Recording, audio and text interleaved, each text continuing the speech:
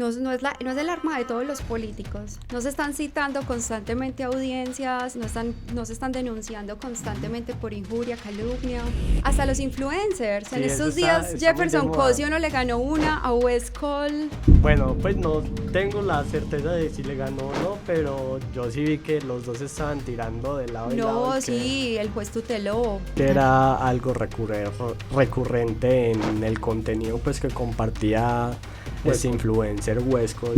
Ya no tanto, pero digamos que era muy común escuchar estos mensajes que incitan más que todo al odio. Si digamos que usted está en el caso de defender a Westcol, ¿usted cómo defiende lo que él dice que tiene derecho a expresarse frente a esa situación?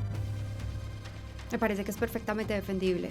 Creo que eso no es muy ortodoxo, digamos que no es lo que se espera que se diga en esta época del mundo, donde estamos en lo máximo de la cultura de la cancelación y la corrección política. Y el discurso de Westcol es un discurso que busca, es un discurso, digamos, intolerante en ciertos aspectos, que busca la exclusión de un grupo social. Y se han hecho muchas campañas para que las personas más jóvenes tengan más en cuenta las consecuencias de lo que están compartiendo en este tipo de redes sociales. Hey, hola a todos, bienvenidos a nuestro nuevo podcast Red Adictos. Es un podcast donde vamos a hablar sobre el consumo responsable en redes sociales. En esta ocasión, con mi compañero Juan Pablo Paneso, tenemos a una grandiosa invitada. Ella es abogada y pues quién mejor que ella para que se presente y de todos sus estudios y todos los títulos que la acompañan a ella. Bienvenida Isabel, cuéntanos un poquito de ti y cómo estás. Bueno, muchas gracias por esta invitación, me siento muy contenta de estar acá. Mi nombre es Isabel Piedrahita, yo soy abogada, especialista en Derecho de los Negocios, especialista próximamente en Derecho Procesal Civil. Todavía no he recibido el grado, pero ya terminé las materias. Y también candidata a magíster en Propiedad Intelectual y Derecho de las Nuevas Tecnologías. Profesionalmente, soy socia de la firma Probo Legal. Además de eso, soy secretaria de Tribunales de Arbitramiento en el Centro de Conciliación Darío Velázquez Gaviria de la Universidad Pontificia Bolivariana, donde también soy conciliadora. Soy abogada desde hace 17 años, pero llevo un poquito más de tiempo trabajando en el área del derecho civil y comercial, específicamente lo que tiene que ver con derecho y tecnología, propiedad intelectual, protección de datos personales y industrias del entretenimiento. También soy docente universitaria. No, igual súper tesa, ahí tiene pues un historial y un repertorio pues de conocimientos muy grandes. Sí, no, pues más que todo para nosotros es un placer porque la experticia que tiene es prácticamente el perfil que buscamos como para tratar el tema de tratamiento de datos. Y no sé qué dice, empezamos ya con las preguntas sobre el tema. Empiecen con la candela. Con la candela. Y aprovechando que tenemos una conocedora del tema. Listo, doña Isabel. La primera pregunta sería, Isabel, que vale la aclaración que no te gusta el doña. Listo, la primera pregunta sería, ¿cuáles son las implicaciones legales de difundir información falsa o engañosa en redes sociales, especialmente en términos de responsabilidad civil y penal? Bueno, en términos de responsabilidad civil hay una cláusula general de responsabilidad establecida en el artículo 2341 del Código Civil, que eso suena pues muy aburridor, pero básicamente lo que dice es que el que le ocasione daño a otro con culpa deberá indemnizarle, ¿cierto? Deberá repararle. Eso se aplica a todas las situaciones en las que se genera un daño a otra persona. El daño puede ser un daño reputacional, puede ser el daño genera, en la mayoría de los casos, unos perjuicios que deben ser reparados por la persona que ocasiona el daño. En ese caso, los perjuicios pueden ser patrimoniales y extrapatrimoniales, como perjuicios morales, el daño en vida de relación. Hay varias categorías de perjuicios morales, pero digamos, para seguir en el tema, desde el punto de vista civil existe esa cláusula general. Puede haber también desde el punto de vista penal a unos dos delitos que son llamados a esta situación, que sería la injuria y la calumnia. Uno de ellos es cuando tú imputas al otro, o sea, cuando tú dices que el otro ha cometido una conducta que puede constituir un delito, como decir, mataste a alguien, y el otro es hacer imputaciones deshonrosas, que no necesariamente implica acusar a alguien de cometer un delito, pero sí implica expresarse o calificar a alguien de una forma que esa persona pueda considerar que atenta contra su honra y pues también podría hablarse de su honor. El honor es una apreciación personal, la honra es la idea que los otros tienen de ti. Entonces, también podría haber pues una responsabilidad penal en ese caso. Desde el punto de vista de los derechos fundamentales, podemos estar hablando de un atentado contra el derecho al buen nombre y a la honra, y en ese sentido puede ponerse una acción de tutela solicitando al juez que tutele el derecho fundamental al buen nombre y a la honra, y en ese sentido el juez podrá ordenar medidas que busquen pues impedir en primera instancia el daño a ese derecho fundamental, y cuando ya se ha generado, pues tratar de mitigar, que es como hacer menos graves los efectos mediante la corrección de la información, una retractación, una fe de ratas, diferentes tipos de conductas. Son muchas cosas que a uno lo ponen a dudar en el momento de compartir cualquier cosa, cualquier información, digamos, llegar a cometer alguno de estos delitos que nos está compartiendo Isabel, porque uno no sabe qué está compartiendo, o si tiene la certeza de lo que está compartiendo es totalmente verídico, sin preocupaciones, pero si uno tiene una duda en frente a lo que comparte, lo que transmite en redes sociales, tiene siempre muchas consecuencias, pues en torno a lo que comparte, ilegales, como dice Isabel. Sí, es correcto.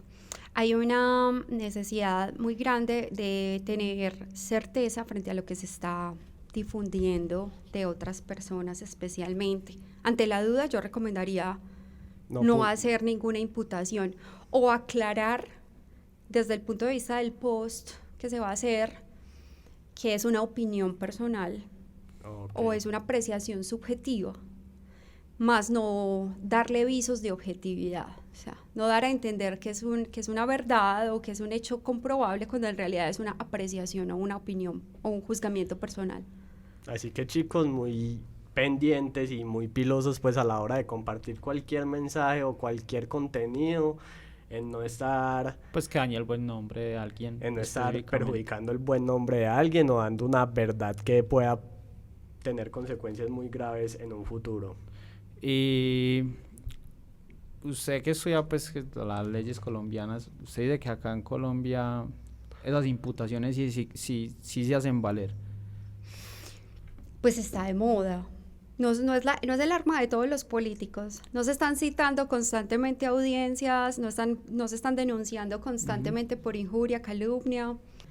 Y los políticos se ponen tutelas todo el tiempo. Eso es pan de cada día. Hasta los influencers. Sí, en estos días Jefferson Cosio no le ganó una a West Cole. Bueno, pues no tengo la certeza de si le ganó o no, pero yo sí vi que los dos estaban tirando de lado y lado. No, sí, el juez tuteló. Creo que le ordenó.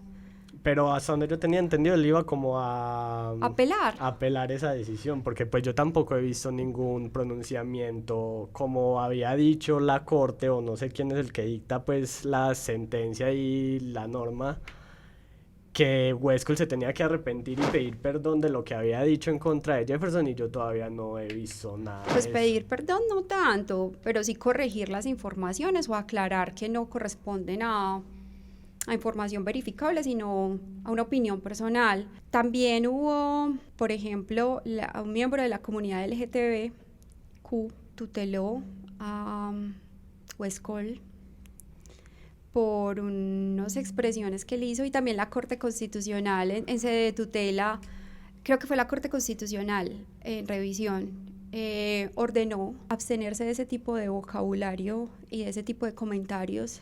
Y creo que eliminar las publicaciones donde estaban esos comentarios. Es que era algo recurrente en el contenido pues que compartía influencer Westcol. Ya no tanto, pero digamos que era muy común escuchar estos mensajes que incitan más que todo al odio a estas comunidades LGTBIQ, a las comunidades. También por ahí vi unos mensajes que le tiraba a la ciudad de Ibagué. Ah, ok. Que no puede defenderse. Difamaba a la ciudad. Exacto. Doctora, pues sí, como para cerrar el tema, ya que pone pues esta situación, Westcol decía como que yo tengo todo el derecho de expresarme. Sí. Si hay una persona que lo está demandando por difamación, pero Westcol dice como que yo puedo, siendo una persona pública, aprovechar mi plataforma para dar mi opinión. Si digamos que usted está en el caso de defender a Westcol, ¿usted cómo defiende lo que él dice que tiene derecho a expresarse frente a esa situación? Me parece que es perfectamente defendible. Creo que eso no es muy ortodoxo, digamos que no es lo que se espera que se diga en esta época del mundo, donde estamos en lo máximo de la cultura de la cancelación y la corrección política, pero tuve la oportunidad de estudiar un poco más el tema de la libertad de expresión y me encontré con un concepto muy interesante que es el concepto del mercado de las ideas. El mercado de las ideas es precisamente la idea, el concepto sobre el que durante la época de la Ilustración, que estamos hablando cuando yo estaba chiquita, no mentiras, el siglo XVIII más o menos, antes de la Revolución Francesa, que se empezó a hablar de todos esos derechos del hombre, cuando se hablaba del derecho a la libertad de expresión, primero se concibió como un límite al poder del Estado, no un arma para atacar particulares. Primero se dijo, es el Estado el que no puede censurar a sus ciudadanos, ¿cierto? Después se fue diversificando hacia los particulares, como demandándose entre sí. Entonces, primero eso. Y segundo, el concepto del mercado de las ideas dice, las ideas son como un mercado, ¿cierto? Tú vas a un mercado a satisfacer una necesidad. Tú decides y la gente decidirá qué ideas toma y qué ideas desecha. No le es dado al Estado censurar a los particulares porque se supone que ellos, como en un mercado, van a escoger las mejores ideas de las peores ideas. Ese es uno de los postulados. Pero además de eso, el tema de la censura a los discursos de los particulares tiene un matiz interesante cuando hablamos de quién es el que decide qué discurso censurar. Empezamos con ciertos discursos prohibidos que están prohibidos por la Constitución y por los tratados internacionales, como lo son los discursos de odio, la incitación a cometer delitos o a la discriminación por distintas razones. Pero tú le das ese poder a alguien y ¿quién le pone límites? ¿Cierto? Entonces, ya después no puedes hablar de algo que vaya en contra del régimen. Ya después no puedes expresar tu descontento frente a muchas otras cosas. Entonces, digamos que darle a alguien ese poder tiene un riesgo moral de exceso. Y la otra cosa de la que habla el mercado de las ideas es que cuando las personas pueden expresar libremente sus ideas,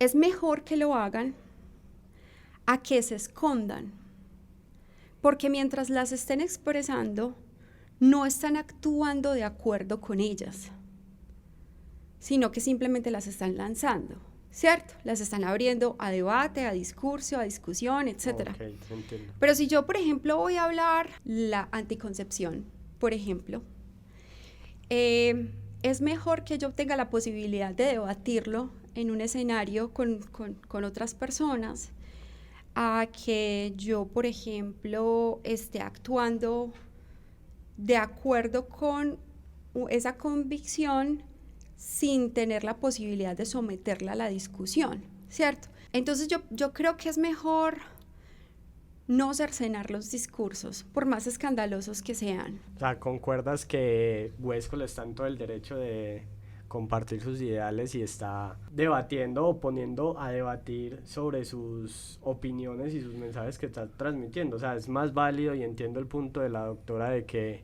es mejor que Westcol hable bien o mal de comunidades a que vaya y las atente o las agreda.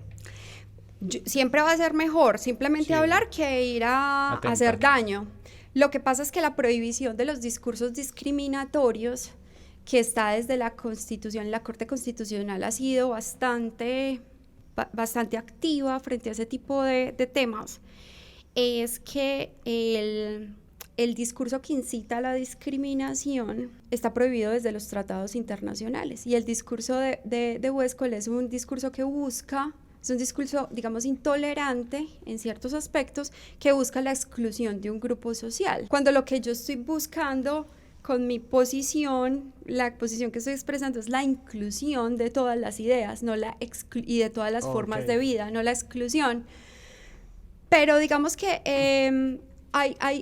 Karl Popper, un estudioso de las ciencias sociales, hablaba sobre la intolerancia, y él decía que el discurso intolerante había que censurarlo, porque si tú lo permitías, se volvía hegemónico y eliminaba el discurso tolerante. Entonces, no sé si de pronto estoy de acuerdo con que Westcol hable en contra de una comunidad, pero ciertamente sé que es peligroso cancelar a alguien por lo que dice. Pero se requiere mucho de una sociedad en la que todas las personas puedan expresar sus puntos de vista y sus opiniones frente a, así no sean populares.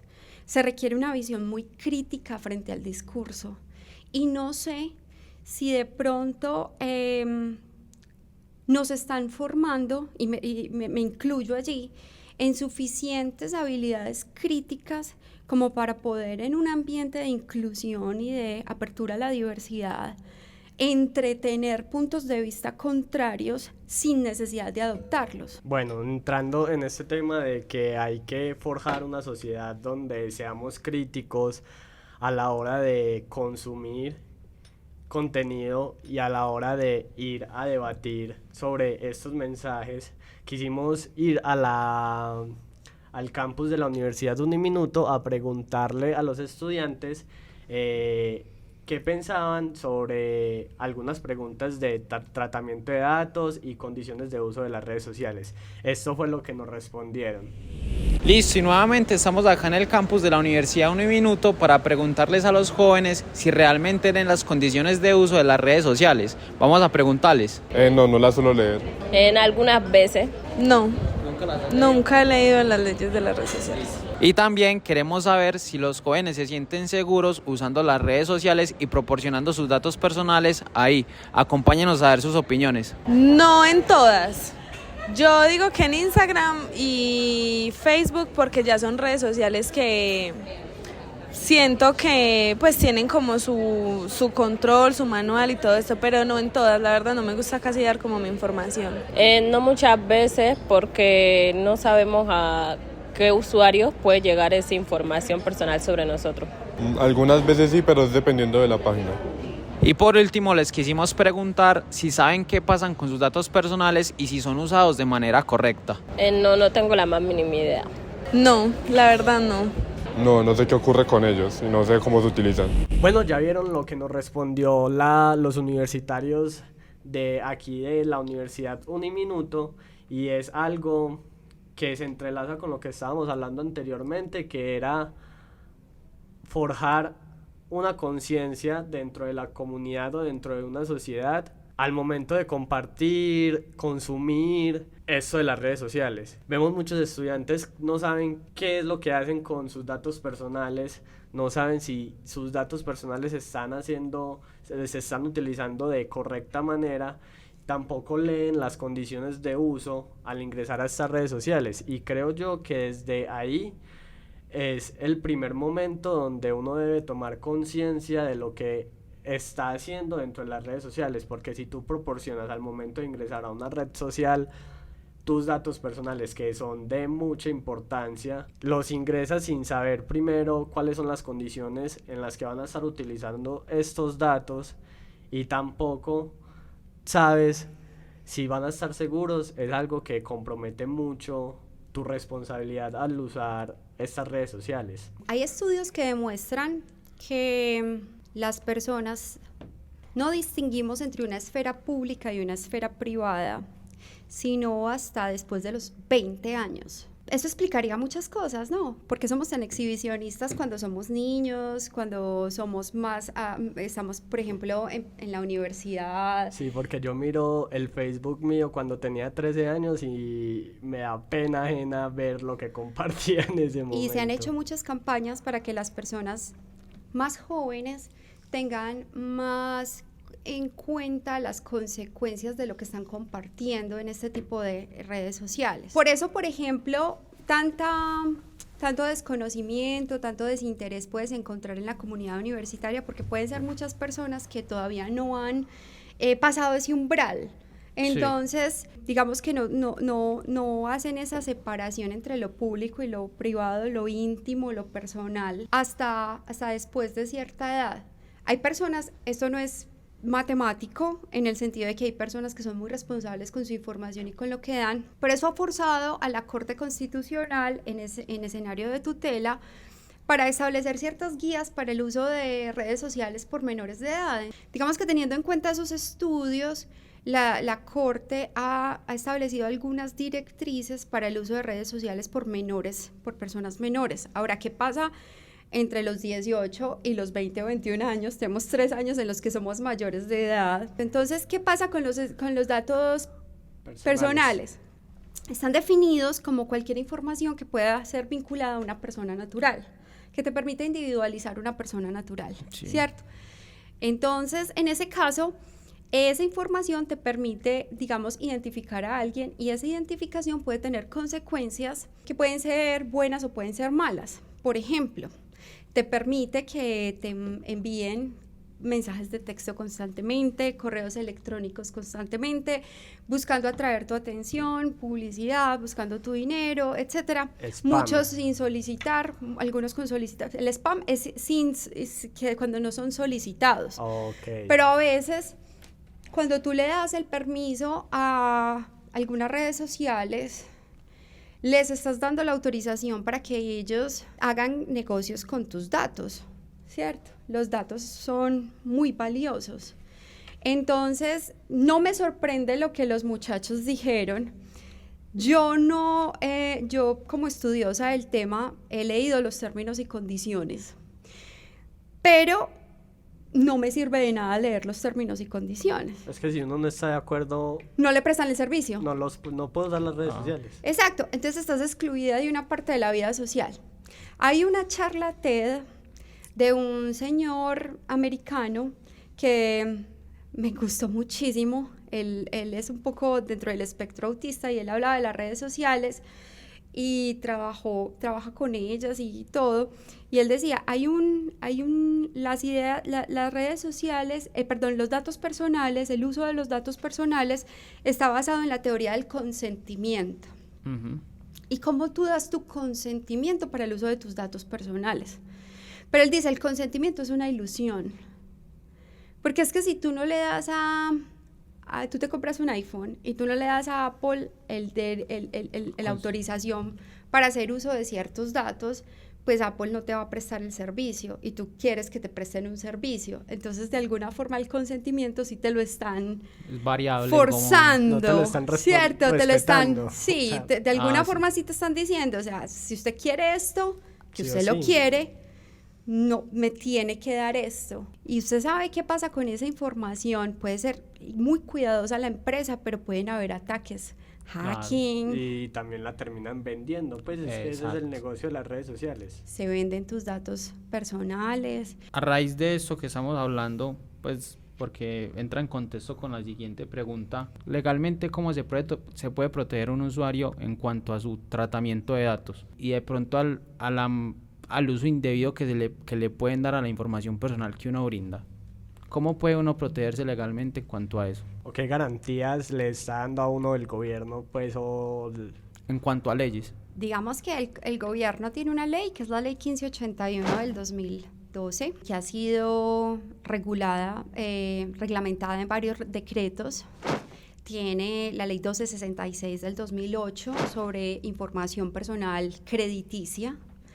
Y hay en curso en este momento en el Congreso una reforma de la ley 1581, que es el régimen general de protección de datos personales en Colombia. Esa ley busca garantizar el cumplimiento o la protección del artículo 15, que es intimidad del ser humano, el buen nombre y el habeas data. Y resulta que como la ley dice que para que se pueda hacer tratamiento, y tratamiento es cualquier acción sobre tus datos personales, tú debes haber dado tu autorización, tú debes haber conocido las finalidades del uso, tú debes haber conocido quién es el responsable del tratamiento, quién es el encargado. Tú puedes interponer acciones ante la Superintendencia de Industria y Comercio en su delegatura de protección de datos personales. Se pueden imponer multas hasta por 2.000 salarios mínimos por cada infracción.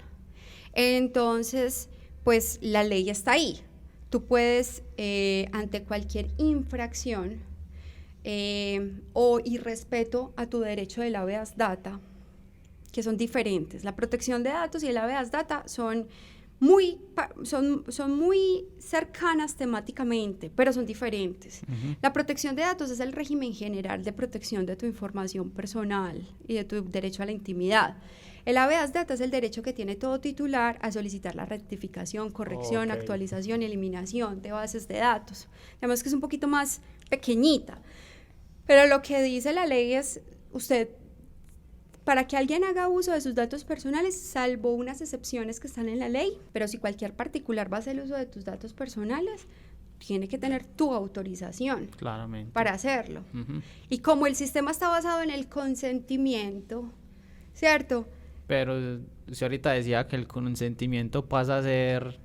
Porque ese es el paradigma de los uh-huh. derechos de autor. Lo que decía esta charla TED, que me encanta, que me llamó, que me invitó a cuestionarme, es sí, partimos del hecho de que debe haber una autorización, de que debe haber un consentimiento para el uso de mis datos personales, para el tratamiento de mis datos personales. Pero ¿en qué condiciones estoy dando yo esa autorización? En unas condiciones en las que si yo deseo que se me preste un servicio, yo tengo que entregar un derecho fundamental. Si no, no me lo prestan. ¿Cierto? Sí. Entonces, para yo poder hacer parte de la vida social, pertenecer a redes sociales, mantenerme en contacto, estar conectada, a mí me están diciendo, usted me tiene que dar una información y yo con esa información puedo hacer esto. Entre estas cosas, como ustedes saben, Meta tuvo problemas y escándalos durante las elecciones de Estados Unidos por el caso de Cambridge Analytica. ¿Qué vas a hacer con esos datos? Yo se los puedo vender a cualquiera. Listo, ¿dónde le firmo? Ni los lees. No. Porque vos querés algo, te están pidiendo algo fundamental, un derecho fundamental, a cambio de vos poder mandar un mensaje por WhatsApp. Cambio de vos poder, ¿me entiendes? La gente no es consciente de lo que está entregando, pero las compañías sí saben perfectamente qué te están pidiendo. Por algo piden tanta... Claro, algo muy importante son los datos que te permiten individualizar. Entonces, por ejemplo, esa información puede ser utilizada para discriminarte. Por ejemplo, pertenencia a sindicatos, por eso se llaman datos sensibles, que es una categoría de datos personales, los que pueden generar situaciones de discriminación. Esta discusión que estamos teniendo ahora es una discusión de hace 10 años. La discusión de ahora es sobre los neuroderechos. Resulta que los impulsos eléctricos de tu cerebro son únicos de cada persona. La forma como tu cerebro funciona eléctricamente es como una huella digital. Ya hubo la primera sentencia sobre neuroderechos en Chile, donde se tuteló, digamos, en este caso se protegió el derecho del dueño del cerebro, de la persona, a que su información cerebral, o sea, sus impulsos cerebrales no sean utilizados para unos fines que él no pueda controlar. El caso fue muy interesante. Es un tema muy nuevo que vale la pena abordarlo y quizás en otro capítulo de este podcast lo abordemos porque es algo que es chévere y sería muy bacano entrarlo a investigar y a debatir. Pero bueno, para salir un poco de la monotonía, esta es una nueva sección que vamos a implementar en el podcast. Vamos a poner a prueba la puntería de la doctora y si falla va a tener unas preguntitas que va a tener que responder, pero si acierta va a tener sus premios, ¿cierto? Sí. Lancholó, muy bien, se salvó de una pregunta. Tiene otra oportunidad. Pero, y eso es buena oportunidad. Pero dicen que nadie se gana la lotería 2 veces, pero sin miedo al éxito. Puede ser suerte de principiante. Sin miedo al éxito. Ah, pero eso está bueno. Eso me tocó la pregunta. Bueno, ¿qué piensas tú? ¿Qué piensa la doctora Isabel sobre las personas que mandan nudes por redes sociales?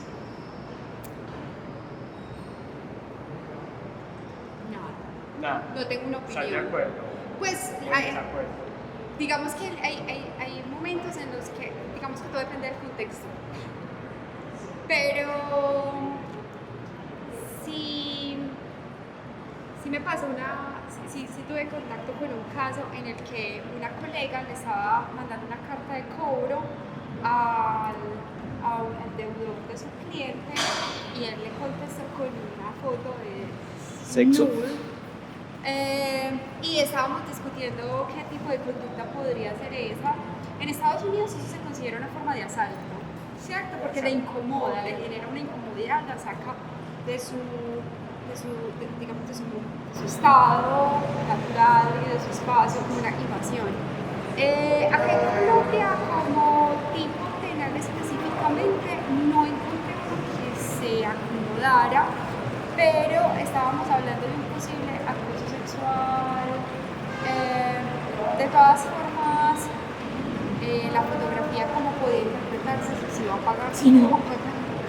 Entonces, digamos que contextualmente hablando, hay momentos en los que son totalmente impertinentes, pero no tengo una opinión generalizada. Creo que depende del contexto. Ok, perfecto. Igual si ustedes van a mandar cualquier cosa indebida por redes sociales, mucho cuidado. Bueno, tenemos la última oportunidad de emisolar. De ganar 1 millón de pesos. Si me da el éxito. Bruta pero atrevida. Muy bien, muy Me bien. salvé. Se ganó el premio. Al parecer tiene buena puntería y eso que está lesionada. Bueno, como vieron ahí la puntería de Isabel, la veo un poquito gravecita, pero era por lo que nos decía, que tiene problemas de vista, de visión.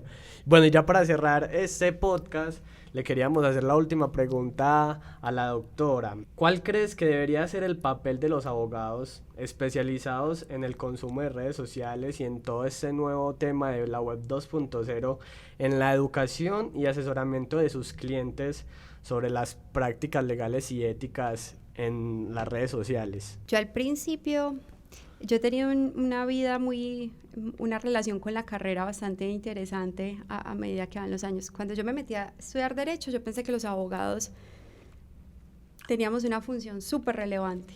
Estudiando Derecho, viendo todo lo que es lo amplio que es el Derecho, dije, tenemos una función muy relevante, pero no estoy segura cuál es mi camino. Cuando encontré mi camino, me di cuenta, dentro del derecho privado, me di cuenta que es muy difícil influir en la vida de las personas realmente desde la profesión, pero últimamente, a medida que he ganado experiencia, he encontrado que los abogados tenemos una incidencia muy importante en los casos que tocamos, independientemente del área del derecho al que nos dediquemos. Ahora bien, los abogados, lo que está frente a la ética en redes sociales, los abogados tenemos una función muy importante desde la formación. Nosotros podemos crear conciencia desde el debate y llevándolo a otras profesiones que tienen que ver con la comunicación como la de ustedes, no solamente informando las leyes y los mecanismos que existen para la protección de estos derechos y los límites que existen para la actividad que ustedes ejercen. Acá se tocaron dos muy importantes, dos derechos fundamentales muy importantes. Empezamos la charla con el derecho a la libre expresión, es un derecho fundamental. Y seguimos la charla con el derecho a la intimidad, un límite a la libre expresión. Entonces, los abogados tenemos el discurso y debemos llevarlo a la gente. Y no solamente eso, sino que tenemos una función que es la de propender porque en los procedimientos en los que nos veamos involucrados, bien sea acciones constitucionales como las tutelas, acciones de grupo populares que involucran grupos de personas, derechos colectivos en algún caso o derechos fundamentales, propender que en el caso con los clientes que tengamos se observen las formas de la ley y se busque que la justicia se exprese, que haya la decisión más justa posible. Bueno, así concluimos la entrevista y el capítulo de hoy. Muchas gracias a la doctora Isabel por permitirnos sentarnos aquí en este espacio para dialogar. Por aquí en pantalla van a estar apareciendo las redes de la doctora, por si quieren ir a seguirla y si quieren dialogar con ella sobre estos temas. O algún servicio, porque usted me contaba que, pues, cuando estábamos hablando antes de la entrevista, que tenía una firma. Sí, es correcto, tengo una firma. Somos 4 socios. Ajá, Entonces exacto. ahí están para los que necesiten asesoramiento legal. Con la doctora Isabel pueden encontrar muy buen servicio. Y nada, los invito a que estén también muy pendientes del próximo capítulo, que también va a estar muy bueno y es algo muy interesante también que vamos a hablar. De antemano, muchas gracias por ver y escuchar este podcast y nos vemos en la próxima. Gracias a la doctora por... Muchas gracias a ustedes por esta invitación tan especial. Fui muy feliz, aunque hace un poquito de calor. hace mucho calor. Hace mucho Sí. calor, pero muchas gracias. Porque muchas veces hay contenidos que venden un montón porque se vuelven virales, pero agreden o como que no tienen la empatía suficiente con el público que lo está recibiendo. Funó a Starbucks porque le puso en el vaso habitual que hola, qué linda estás, y eso generó un percance súper grande en redes sociales, y es algo simple que digamos que para muchas personas puede ser perjudicial. Obviamente en redes sociales ahora pues como que la gente es muy destapada, muy abierta y dice a veces las cosas sin pensarlo, incluso se publican las cosas sin pensar tal vez uno qué está sintiendo la otra persona cuando lee eso o en qué puede repercutir en su vida. Digamos que todo esto en estas nuevas épocas donde estamos incursionando es muy difícil tener la certeza de que un contenido no va a perjudicar a nadie o no va a herir susceptibilidades.